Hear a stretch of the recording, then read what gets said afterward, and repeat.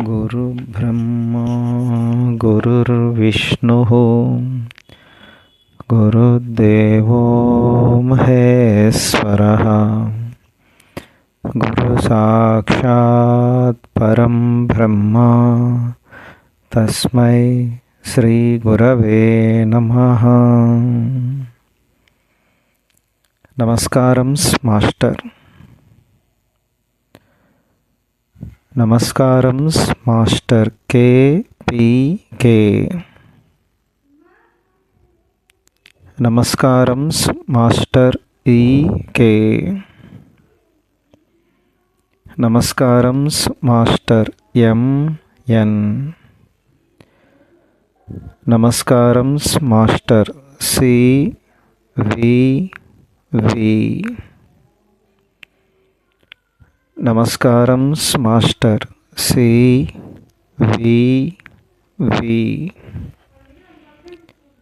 నమస్కారం master CVV to your lotus feet.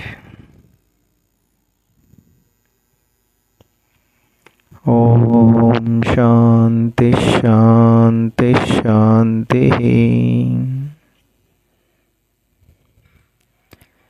సోదర బృందమునకు నమస్కారములు. ఈరోజు శ్రీమద్భాగవతం దశమస్కందం పూర్వభాగం 1వ భాగవత రహస్య ప్రకాశం చదువుకోవడానికి సంకల్పించాం. భాగవత రహస్య ప్రకాశ రచనము మరల సంప్రదాయబద్ధంగా సాగినది. భాగవతమును తెనుగున రచించి సంకల్పము పోతనామాత్యునకు కలిగినది. అది తెలుగువారి మహాభాగ్యము. ఆంధ్ర మహాభాగవతము వేదవ్యాస విరచిత సంస్కృత భాగవతము కన్నా రసానుభూతితో వెలువడినది. దానికి కారణము పోతనామాత్యునకు లభించిన ఆశీర్వచనము. వారు మహాభక్తుల గుటచే రామభద్రుని ఆజ్ఞగా భాగవతమును రసమయముగా తెనిగించిరి. పోతన భాగవతము భక్తిరస మాధుర్యమునకు పెట్టినది పేరు. ఆంధ్ర మహాభాగవతము బమ్మెర పోతనామాత్యులు, వెలిగందల నారయ్య, సింగన అనే 3 కవులచే పూర్తి గావింపబడినది. అట్లే ఆంధ్ర మహాభారతము కూడా కవిత్రయమ్మకు నన్నయ్య, తిక్కన, ఎర్రాప్రగడలచే అనువదింపబడినది. మాస్టర్ EK గారి సంకల్పమును భాషించిన భాగవత రహస్య ప్రకాశము కూడా 3చే పరిపూర్తి గావింపబడినది. ఇది ఒక సంప్రదాయమై కనపట్టుచున్నది. శ్రీమాన్ ఎక్కిరాల కృష్ణమాచార్యుల వారు దివ్య స్ఫూర్తిని పొంది దివ్య పురుషుల సన్నిహితత్వము కలిగి దివ్య ప్రణాళిక యందు తమ వంతు కర్తవ్యమును నిర్వర్తించి వేలాది మంది లోకహితుల హృదయములలో స్థిర నివాసము ఏర్పరచుకునిన సద్గురుమూర్తి. వారు అత్యంత ప్రతిభావంతులే కాక దివ్య స్పర్శతో అనునిత్యము జీవించిన వారు. వారి రచనలు అనుపమానమైన శైలిలో ఉండును. పామరులకు పండితులకు కూడా వికాసము కలిగించున్నట్లు వారి రచనా శైలి ఉండును. భాషా ప్రావీణ్యము, వాక్ ప్రవాహములకు లోటులేని మాస్టర్ EK గారు అత్యంత గంభీరము మరియు అతి సున్నితము, సామాన్యము అగు పదములలో మహత్తరమగు జ్ఞానమును వివరించగల దిట్ట. వారి వాక్యముల యందు ఒక్కొక్క పదమును వాడిన విధానము పండితులను కూడా ఆశ్చర్యపరచును. ఆ పదము కాక మరి ఒక పదము ఎన్నటకు వీలు లేనట్లుగా ఉండును. మరి ఒక విశేషమేమనగా పాఠకుడెవడైనను వారిని తనతో తోడ్కొని పోగల శక్తి వారి రచనల యందు గోచరించును. శ్రద్ధాలువులైన పాఠకులకు వారి రచనలు పఠించుచుండగా తదనుగుణముకు జ్ఞానము కూడా కలుగజేయుచుండును. ఒక మంచి మిత్రుని వలె, శ్రేయోభిలాషి వలె, సన్నిహితుని వలె దరిచేరి వారే గ్రంథమును వినిపించుట కూడా తరచూ కలుగు అనుభూతి. సద్గురుమూర్తుల గుటచే చదవరులకు దివ్యస్ఫూర్తిని, దివ్యస్పర్శను తమ రచనల నుండి మాస్టర్ గారు అనుగ్రహించిరి, నేటికిని అనుగ్రహించుచునే ఉన్నారు. వారి భాగవత రహస్య ప్రకాశ రచనా వైభవము 7వ స్కందమున 177వ పద్యము వరకు సాగినది. అటుపై రచన, వారి అనుయాయులు, అంతేవాసి, నిశిత పరిశీలకులు, దివ్య రహస్యాన్వేషి, స్ఫూర్తిమంతులు అగు శ్రీ చివుకుల రవిశర్మ గారి మేధస్సు నుండి సాగినది. రవిశర్మ గారు మాస్టర్ గారికి ప్రియాతి ప్రియమగు శిష్యవర్గమునకు చెందినవారు. మాస్టర్ గారికి అత్యంత సన్నిహితులుగా జీవించినవారు. మాస్టర్ గారి రచనలకు వ్రాయసకాడుగా చాలా సంవత్సరములు సేవ చేసుకునినవారు.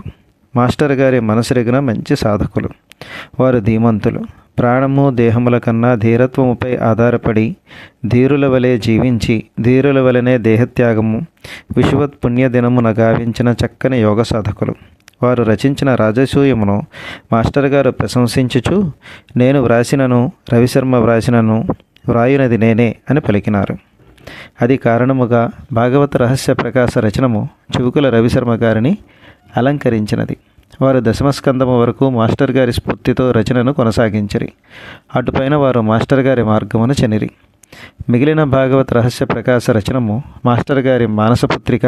విద్యాభ్యాస సమయము నుండి మాస్టర్ గారిని హృదయపీఠముపై సుప్రతిష్టము గావించుకుని ఆరాధించు గోపవనిత, ప్రవచనమున గాని రచనమున గాని లలితము మధురము అగు వ్యక్తిరసమును అందజేయగల వినీతయగు శ్రీమూర్తి సోదరి శ్రీమతి పెద్దాడ అనంతలక్ష్మి గారిని వరించినది. ఏకాదశ ద్వాదశ స్కందములు తన ద్వారా రచింపబడుటకు మాస్టర్ గారే సంకల్పించిరని భావించి ఆనందపడి సవినయముగా భాగవత రహస్య ప్రకాశ రచనా యజ్ఞమును పరిపూర్తి గావించిరి. జీవితమును ధన్యము గావించుకొనిరి.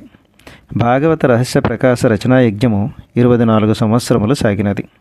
యజ్ఞ పరిసమాప్తి 50వ గురు పూజలలో, స్వర్ణోత్సవ సంబరములలో ఇమిడినది.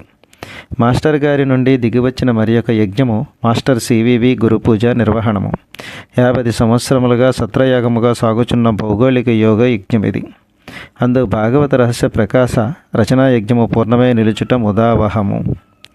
భాగవత రహస్య ప్రకాశమును ముద్రించు విషయమున జగద్గురు పీఠము కార్యవర్గము మరియు మాస్టర్ గారి అనుయాయులు చూపిన దీక్ష, దాని ఎడల వారికి గల శ్రద్ధ భక్తులకు ప్రతిరూపము.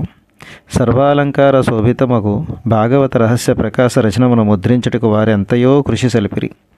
వారి కృషిని ప్రోత్సహించి పరిమితము లేని ధన సహాయమును అందించిన ధన్యజీవులు శ్రీమతి మల్లాది లక్ష్మీ ప్రసన్న, శ్రీ కృష్ణమూర్తి దంపతి. వీరందరూ మాస్టర్ గారి హృదయవాసులే. మాస్టర్ గారు సహస్ర శీర్షములు, సహస్ర బాహువులు, సహస్రాక్షములు, సహస్ర పాదములు గల విశ్వమూర్తి అయి తాను సంకల్పకార్యములన్నీ తానే అనుయాయ పురుషునకు ఈ రచనా యజ్ఞము భక్తిపూర్వకముగా గురుపూజ స్వర్ణోత్సవములలో వారి శ్రీపాదములకు అంకితము చేయబడుచున్నది. కంబంపాటి పార్వతీకుమార్, భౌగోళిక అధ్యక్షులు, జగద్గురు పీఠం. మంగళవారం 11/1/2011 సింహాచల పుణ్యక్షేత్రం. తదుపరి పీఠిక.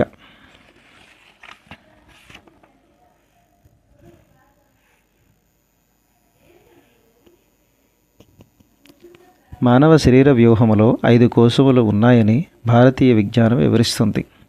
అన్నమయము లేక భౌతిక పదార్థము, ప్రాణమయము, మనోమయము, విజ్ఞానమయము, ఆనందమయము.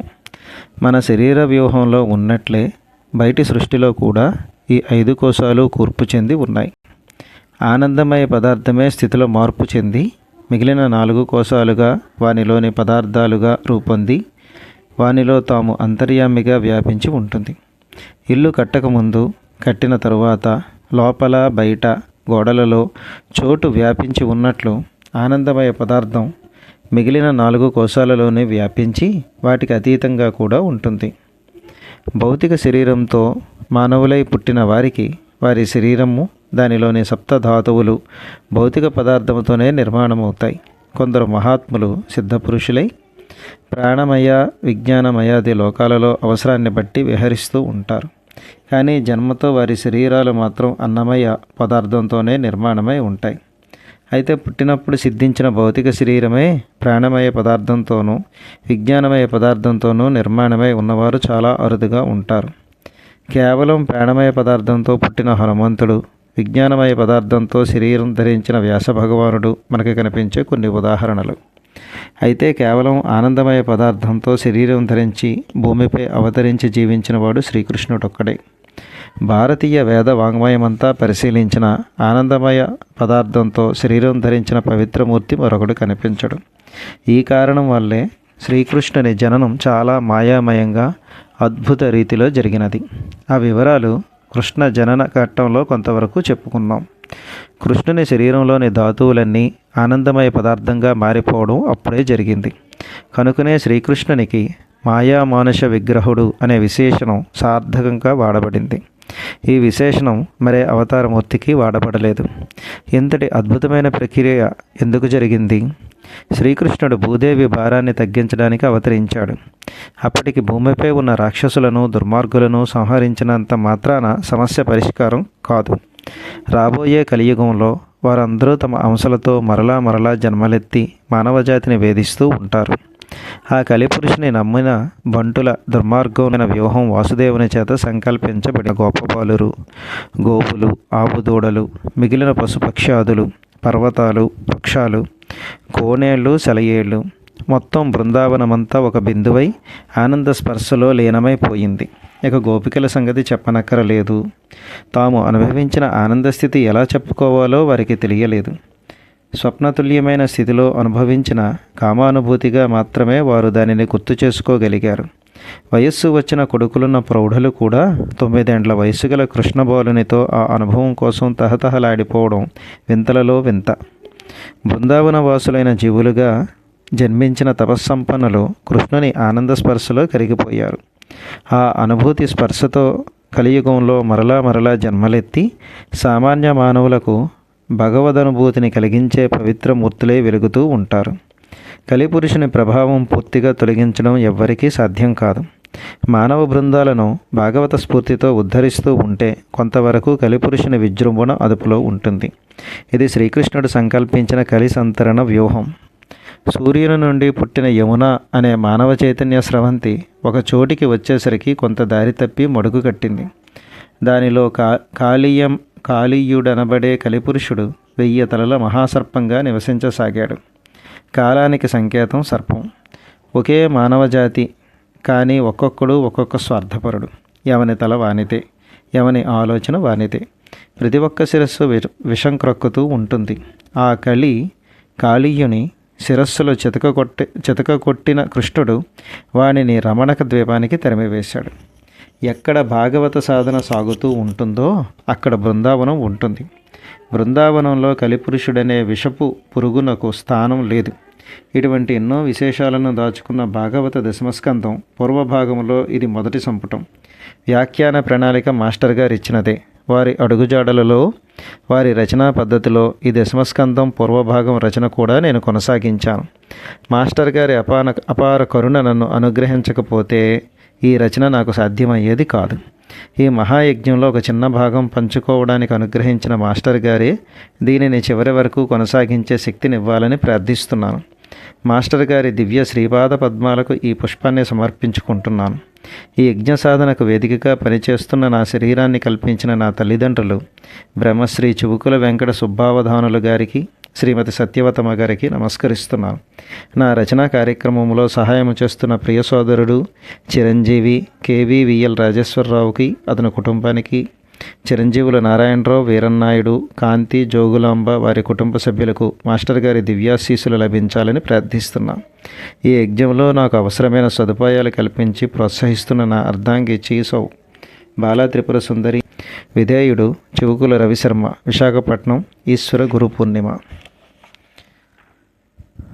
ఓం శాంతి శాంతి శాంతి.